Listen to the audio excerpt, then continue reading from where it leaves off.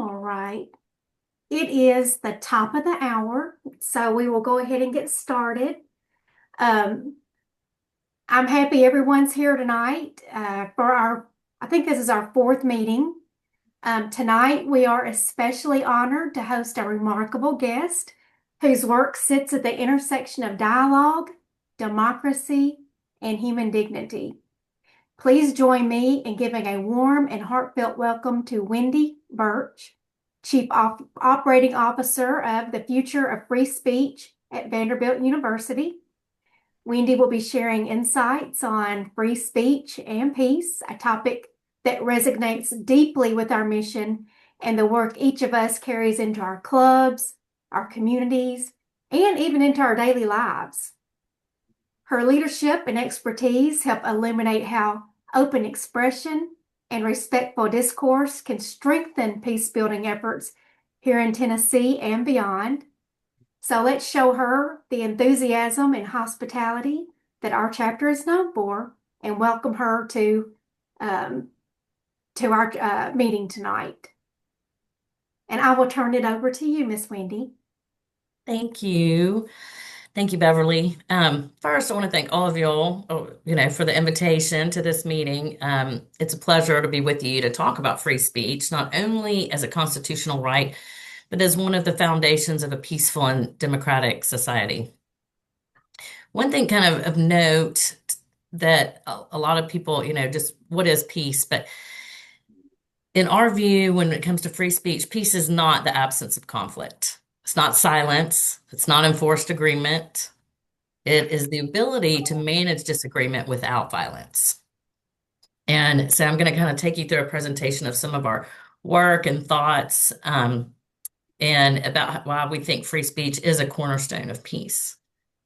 The first thing I thought I would kind of discuss is because a lot of people don't always, there's a lot of nuances on what is protected speech and what is not protected speech. So here's kind of a list of what's not protected. Incitement to imminent violence, which means like you're urging a crowd to attack someone right now.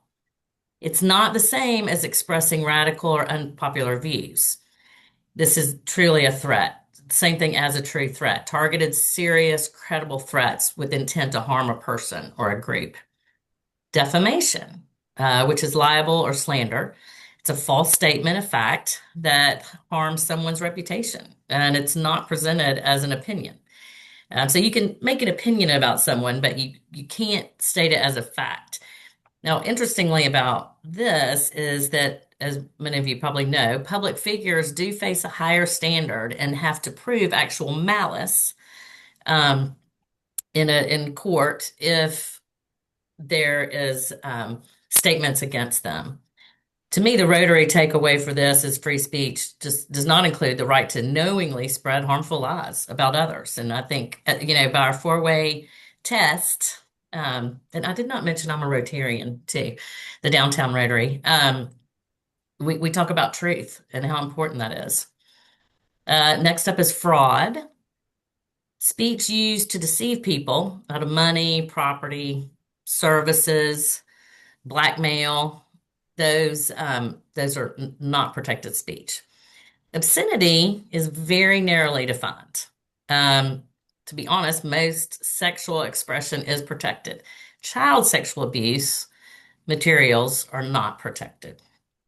Now let's talk about protected speech. And one that this is where sometimes this a fine line and people don't realize that hate speech is a protected speech. It can be, and it's hard. It's hard to hear. It's offensive. It's racist. It's hateful. It might be extreme political views, not with threats of violence or incitement, but those are just things that that are important and need to be protected, even though we don't agree or we don't advocate for it. Extreme political views are. Sometimes if you believe in free speech and you agree with someone's right to say something, you might feel like, oh, maybe I sound like a Nazi sympathizer. Just be clear, this is not something you agree with this speech, but you have the principled approach of believing that that person has the right to say it. Um, and you are allowed to protest peaceably, of course. And there's a lot about time, place, and manner, which we talk a lot about in our organization about when it comes to protest. And it does have to have a time, place, and manner. Those restrictions are allowed as well. And then misinformation is, interestingly, it's protected speech. And I've heard our executive director say one time, what we think is misinformation one day may not be misinformation the next. For example, we might still think the world is flat if somebody hadn't come up with something kind of a radical idea that seemed like misinformation at the time. All right. So if we banned hate speech, would the world be a better place? Well, our research shows that this is actually not the case. It shows, for example, that when a terrorist or extremist actor is not allowed to express their views, and they get actually pushed underground, and the risk of violence increases that they may commit. Whereas open societies can sometimes keep conflict in the realm of speech rather than violence. So, as kind of this slide shows, when speech is used to spread hate, disinformation, or other harms, it's a knee-jerk reaction for us to want to say, "Stop! You can't say that." But in fact, we need to give people a platform so they feel heard. And once they feel heard, our research shows, and a lot of other researchers show that they are less likely to do violence because they feel heard, and then maybe they've gotten it off their chest, so to speak. Um, so the research does show that when people are given that space to express frustrations, they are less likely to turn to violence. And oh, let me say this. If anybody wants to stop me at any time and has a question, please feel free. This is some of the research that uh, we've done a lot of research on our own. These are some other researchers in like the Research Institute of Industrial Economics, Royal Society of Publishing, and Oxford Academic that we have also used and incorporated in some of our research. And they have found, the association of what we were just talking about, extremist criminal behavior, decreases when the hate speech is allowed to be expressed. And given those, like, when you give people the opportunities to express those views, again, you hope the retaliatory behavior decreases. Um, oops, sorry. If the team folds up in the Super Bowl, I think the Patriots. Is someone asking a question? Democratic run with Democratic leadership. I think it's just somebody's background noise. Okay, I was having a little trouble hearing. So this was a little bit of a slide on a study published by the Research Institute of Industrial Economics and kind of what it showed. You can read over the slide, but basically, when we allow difficult conversations to take place and embrace open, ideally civil discourse, the result is often a more peaceful society. And this dynamic is most evident in democratic context. It's definitely a lot more ambiguous in authoritative states. And the autocracies, that's a different world, and kind of what we're focusing on is more democracies, and it's hard to study a lot of this in autocracies because it's really hard to interview people.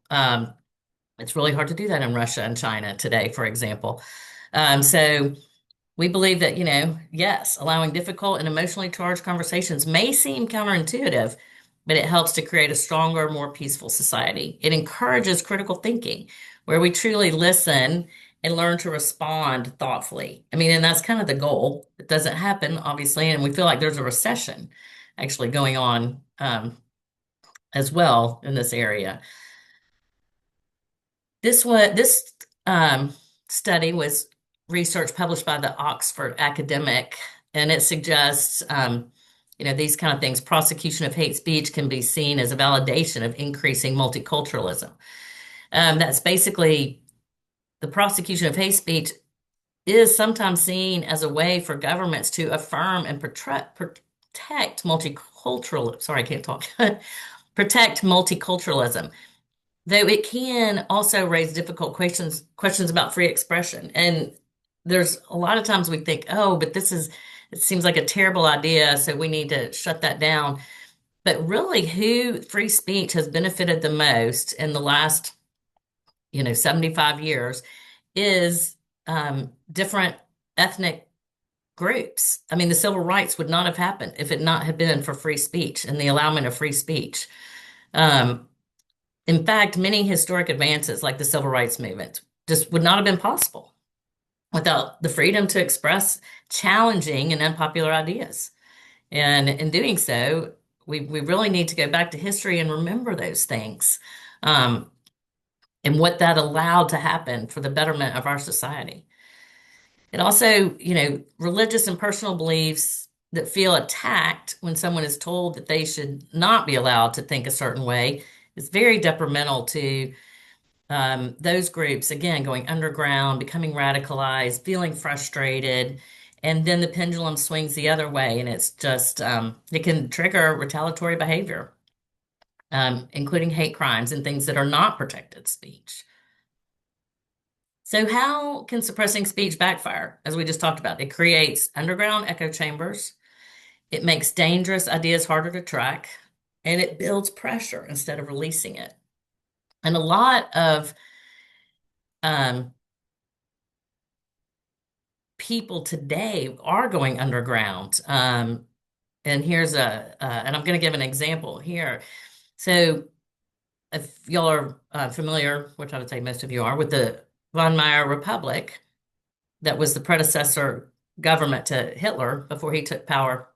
And the tragic irony of the Von Meyer era is that restrictions intended to silence radical forces, Hitler and the Nazis, they were later repurposed by Hitler, who used what they created, their legal system, those existing legal mechanisms to dismantle democracy from within and silence those that tried to, that wanted to silence him.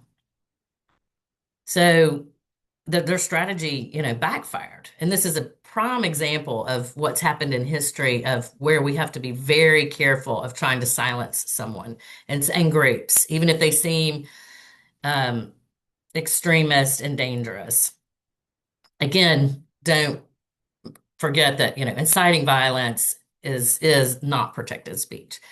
And all that happened by trying to silence them, it actually boosted support where they were elected. So today we kind of look at like, what's the lesson? Some modern echoes. So today, are we pushing extremists off open platforms and into encrypted spaces where they become more isolated, they're harder to monitor, and potentially more radicalized?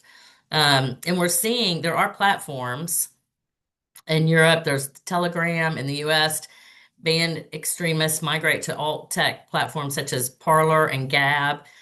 And, and these isolated spaces definitely have the potential to intensify radicalization. And so I think it's important that we try to embrace people into more open spaces, as even though that is really, really almost counterintuitive and difficult. There's been some case studies of right-wing terrorism and violence. And I will qualify this, not that there is never left-wing radicalism. I mean, I might be a conservative person. Actually, I consider myself somewhat conservative. So when we see right-wing, we feel like that's political.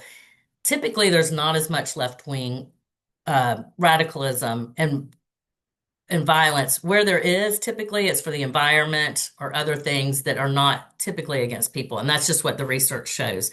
But the right-wing terrorism is a lot of times based in very impassioned religions and other views that are often do drive to more violence. And it's partly driven by public suppression of the radical actors' ideas and opinions.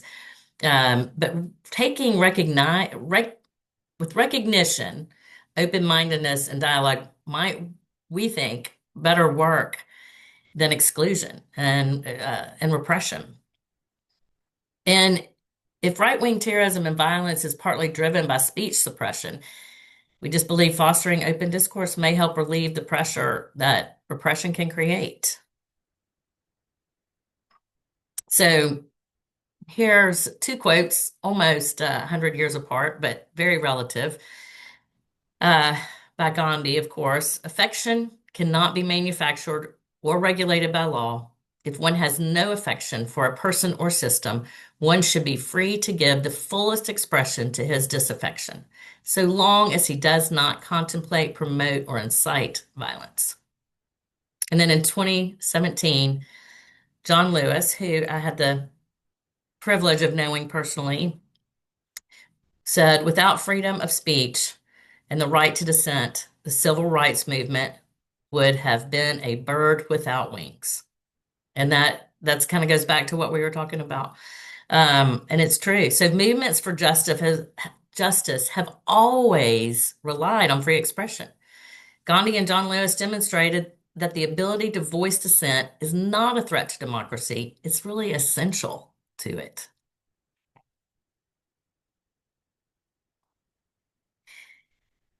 So we do here at the Future of Free Speech, and we do a lot of surveys, a lot of we're a non-profit, nonpartisan think tank.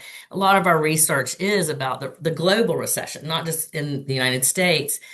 So we feel like we're at a very critical moment in the world, and I don't think anybody's surprised to hear that free speech doesn't threaten peace and stability. It's the foundation of it. Yet our research is showing that people's commitment to free speech is declining.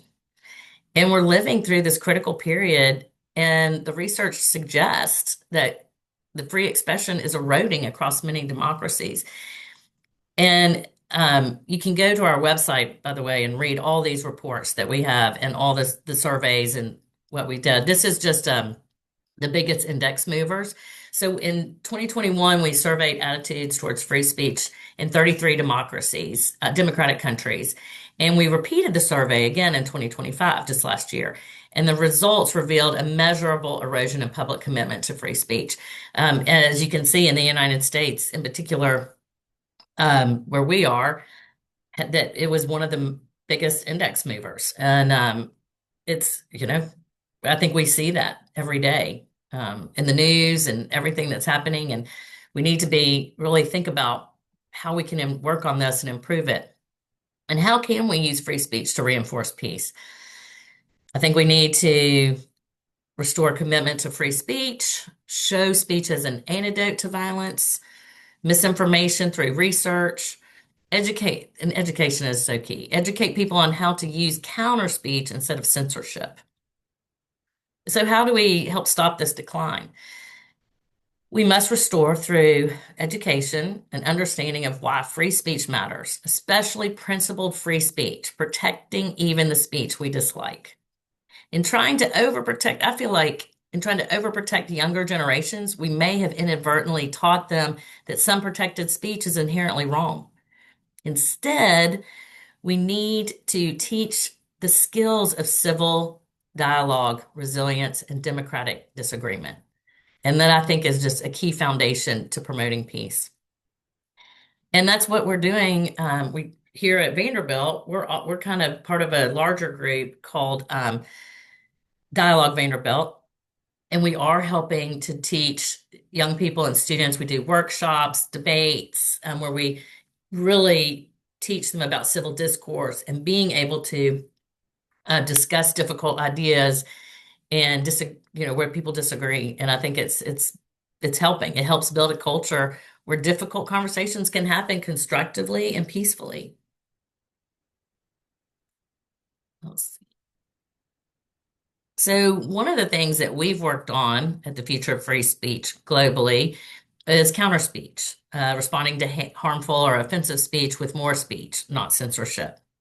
And these are different ways, that we do it. And we train people all over the globe with the counter speech toolkits. And these trainings help people respond to harmful extremist speech in constructive ways. We work with NGOs, civil society organizations to build the skills needed to counter speech effectively without resorting to censorship. I'll tell you an interesting story. One of our trainers, her name's Mina, she tells a really powerful story about counter speech, and that's her specialization. That's what she does all the time. And she's based in Sweden, but and she's constantly attacked for her views. And she receives comments, and there was one individual who commented in a truly ugly, hostile, even threatening way. And it was all directed at her personally and her work. Well, this person disappeared for a while, just randomly. Well, when they came back, they returned and posted something harsh again. Mina did not respond with anger or escalation. Instead, she replied simply that she'd been worried about him and that she hoped that they were okay and she was glad to see them back. Well, what resulted was pretty unexpected. That moment of humanity and caring changed the tone completely. And the hostility softened. And now today, this person is actually one of her biggest admirers of her work. And we hear this all the time. Somebody just probably is angry at the world, lonely, could be a million different reasons. So showing that humanity really can make the difference. It's a small example, but it captures something important about what counter speech can do, about and it's not about winning the argument. It's about reducing the tension, opening space for dialogue, and keeping conflict from escalating. So I really am proud of what we do in our counter speech um, programs and trainings. And we do have toolkits, and they're on our website as well. And that's kind of the end of my presentation. Um, and if you want, the QR code is here, and that you're welcome to sign up for any of our we have a Bedrock Principle, which is on Substack. We have a newsletter, and then of course our website. We would love for you to go to those places and, please look at more of our research and anything that you might be interested in. Um, and I would At this point, I'm happy to answer any questions that I can. Actually, I will tell you all about a couple other things that we're working on. One I think is a great thing. It's just in the prototype phase, but we've worked with a technology group in Denmark and this is a perfect example of putting the choice in our hands, not the government's hands to regulate us. But we're working on a prototype that it would allow people to download basically a filter, and you can put it on your platform. Let's say you don't want to hear a hate speech, and you decide what you filter out. It's not being censored by the government. You're self-censoring, using the algorithms how you want to use it. So that's a prototype, for example, that we're working on as well. So that gives you control over the things that you see and hear. And I get it. A lot of people don't want to hear um, a lot of negativity. And if you don't, what we believe is the government shouldn't tell us what we should and should not hear. We should have the right um, to distinguish what we think is important for us to hear. Any questions? Can I? Yeah. Uh, Wendy, thank you for coming. I am Keith Denon. I'm an attorney. I'm also the district governor. Actually, I say DGE. I'm district governor nominee for Rotary, and peace is what Rotary is all about. You said something that was very, very interesting to me, which is that the civil rights movement would not have existed essentially without free speech. Um, um, you know, I have always said that by allowing people who say hurtful things to say those hurtful things, we actually realize what really poor people they are, right? Mhm. Yes. Yeah. And you've mentioned, um, we've had it seems to have had a lot of, and people call it politically correctness. Oh, you cannot say that. You can't, for instance, criticize Israel because that's hate speech. Um, I find that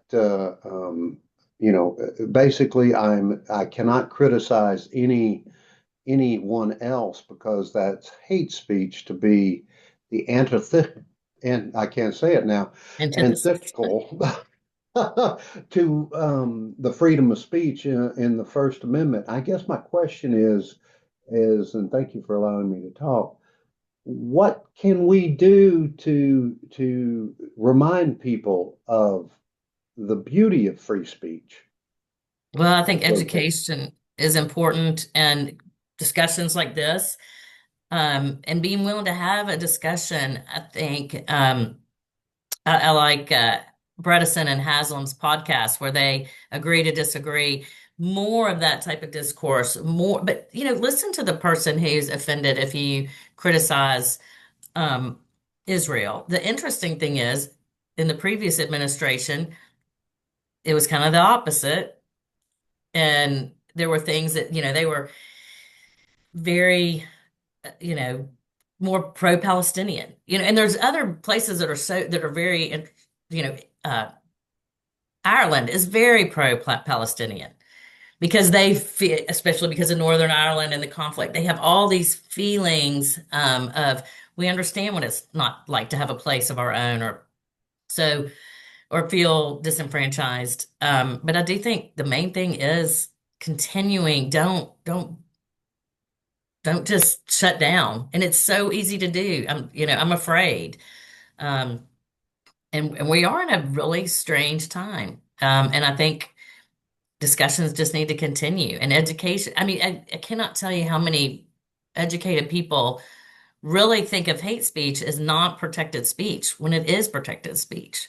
Doesn't mean that administrations may not act like it is or do things currently. But also there's a lot of in on our advisory board is a man named Randall Kennedy. He's at Harvard, and he said, we really screwed up in the left, and he's very liberal and left, and he said we really screwed up before this administration. We crammed certain views down people's throats. We, a lot of things about equity and inclusion, which although I may agree, he just said there were people who didn't always agree, or you need to really embrace queer people or this. And he said we just crammed it down their throats, and they didn't, and then that group didn't feel heard. Well, now the pendulum has swung, and it swung fast, as we know, and now it's the opposite of that. And so I think we need to be very careful of making all understand the importance of free speech, and that although you don't agree, you don't necessarily legislate views. And I think that's just a lot of that's my opinion, but I mean, I think we see very real situations happening today. Oh, you're on mute. You're on mute, Keith. I agree with you. Before this broadcast, I was reading the opinion of the Tennessee Court of Appeals on the Covenant shooter case, which just came out. And, that in that case, the newspapers and others were trying to get copies of the information, primarily Freedom. the manifesto, the diary, if you will, of the shooter. Right. And one of the arguments made by the parents of the Covenant shooter victims was, well, this will encourage other shooters. And Right. I respect their position. I cannot imagine the hurt that they have felt. Mhm. The flip side is, having that information might actually allow somebody to spot when their child is going downhill. The other thing is, of course, that's how we caught the Unabomber, was because his manifesto was published, and Mhm. everyone or his brother recognized it and turned him in. Yes. Yeah. And that's just, again, the Epstein files right now, you know, you can make what you want politically, but it is definitely eye-opening to see all of the people who were in the Jeffrey Epstein orbit. And I guess those are examples where I can go on and on about free speech, but where I'm just emphatic, we've got to protect free speech. And I'm happy, by the way, to share the opinion with you, but I don't know if we've got an email for you. Oh, it's just, oh, let's see. Let me put it in the chat. Um, that I would love any information. I mean, would, I'm going to give you I've got like multiple emails. Give you my future free speech one. Great. But I have a By Vanderbilt one as well, but By the way, yeah, the court held in that case that there was some information that could be withheld, primarily pictures of the victims, right. but it sent it back to the court with an instruction to go through and identify what was exempt and not just wholesale exemptions, which is the reason we have the Tennessee um, Open Records Act, Mm-hmm. and which was a victory for free speech. As it was, all the Freedom of Information Acts are key to making sure not just journalists and um, others can access that information. And it's not always easy. And a lot of towns and governments and cities feel like, no, I don't have to give you. It's amazing how many, and we don't do litigation. We're not in that area, but another group like Fire, um, which I encourage you to look them up. They do a lot of, that's kind of their area where they do legal cases and things where people have, especially a lot of times in education, where they've been infringed, their free speech rights have been infringed, and they kind of like an ACLU do a lot of cases on their behalf. I'm going to shut up talking. No. Does anybody else have any thoughts or questions? It doesn't have to be, could be a story. I mean, I'd love to hear your free speech story if you have one.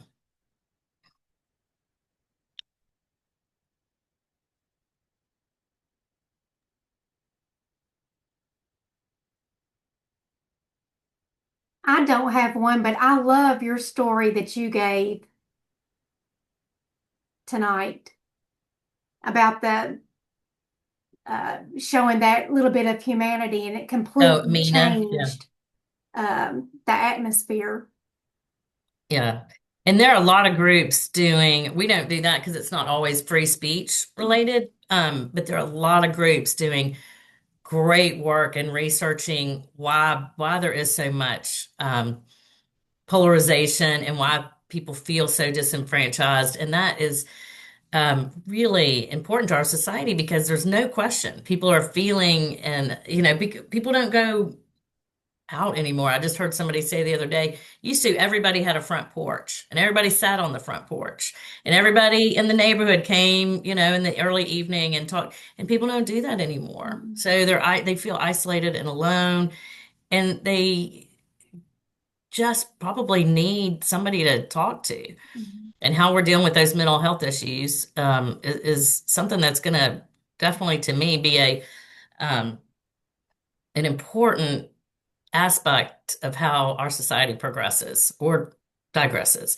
Um, but again, that's not really our area. But at the Mhm. same time, it in this situation with counter speech and hate speech and how we believe in countering speech as opposed to censorship, um, it does kind of cross over a little bit. Mhm.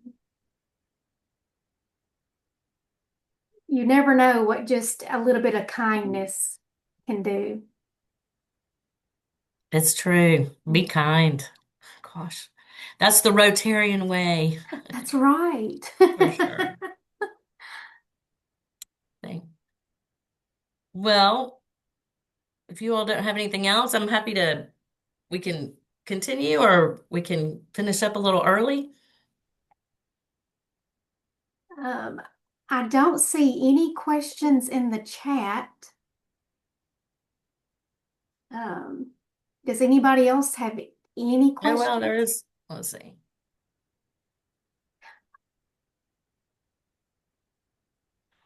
Oh, Miss Allison did Yeah, I make, see, she I'm made a reading that few. now. Okay.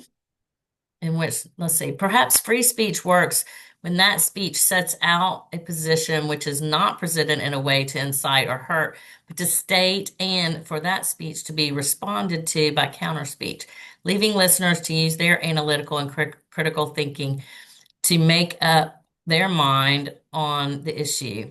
Sorry, it's not easy for me to speak this to this end, and it's very late, and I'm a guest in someone else's home. That's so true, Mhm. but absolutely. And I think we're missing out a lot of the young people going back to critical thinking. In fact, I might put this in the chest. Um, let me look. I might put this in the chat. It's a video about critical thinking and standing up to someone, which again, this isn't technically free speech. However, I was as I'm working on uh, our strategic retreat, and I want everybody to watch this video. Just put it in the chat. It's Dare to Disagree, Critical Thinking. It was a woman from Ireland. I know it's a little bit dated, but it's really not dated, if that makes sense. And I encourage, it's not too long, but it's very powerful. It's a great talk. So I highly recommend um, this is something to see. Thank you. Hmm. I just literally happened to be working on our plan today. Everybody can improve and get better and communicate better. Right. So, anybody else? I hope everybody weathered the storm, so to speak. We're just still waiting for the ice to melt. Yeah. But tonight was really great. Thank you for this My presentation. pleasure. I Yes, really thank enjoyed you. it. It is my pleasure. I'll put our website in the chat too, even though I put the QR code up here. But I think if you are interested in this topic and some of the research that we do, I think you might enjoy it. I'll just put. Yeah, I made sure I took a picture of your QR code so I would have it. Oh, and also let me, if y'all are interested, I really would like for you to sign up. And if you're interested, we do, some events too, especially Dialogue Vanderbilt. We do events and we're getting ready to gear up to do more. And Dialogue Vanderbilt's getting ready to do 250 conversations in the spirit of the 250th anniversary of the United States. Um, but one thing we also do, it's in October this year, it's going to be October 2nd and 3rd. We do a global free speech summit. And we bring in, last year we had over 40 speakers. They come globally, journalists, dissidents, people who have been kicked out of their, country. There might be death threats and government, after them. We've had people from Hong Kong, Iran, people from all over. We might talk about everything from academic freedom to free speech in the digital age, which is a whole nother subject. I mean, I kind of focused on peace, but we do a lot of work in the technology field as well. In fact, we're doing a project with Anthropic, and we've done it with Google and others where they've asked us to analyze their platforms to see like, do they allow for free speech? Do they? And what we find is no, a lot of times they don't. They don't understand satire. A lot of AI does not understand satire at all. So they'll shut you down, or they don't, they'll just cut you off or say, we can't really talk about that on difficult subjects. When you might just be researching it or wanting to learn something. So several of the AI platforms have asked us to analyze their chat bots to see how they're doing. We also did have, it's on our website too, an AI report where we listed, I think it's 12 chat bots, and we ranked them in order of who is the most open for free speech. Wow. And that's So we're all on doing your all kinds of different research that we do. That's interesting. Mhm. And you said that's all on your website. Mhm. So, Yeah. A lot of okay. those reports and Mhm. and articles and op-eds and things that we've done there, you can see a lot of that there. Wow, that's But great. Well, thank you. I hate to keep anybody longer if we're ready to conclude. Okay. Well, if nobody has any other questions, then I guess we can wrap it up. Um, and thank you again, Miss Wendy. Yeah, This it's my was a pleasure. wonderful presentation. A wonderful presentation. Absolutely, it's my pleasure. Okay. Well, All right, thank bye you. y'all. Have a great evening, Bye. everyone. Have a good Y'all evening. too. Thank y'all for coming.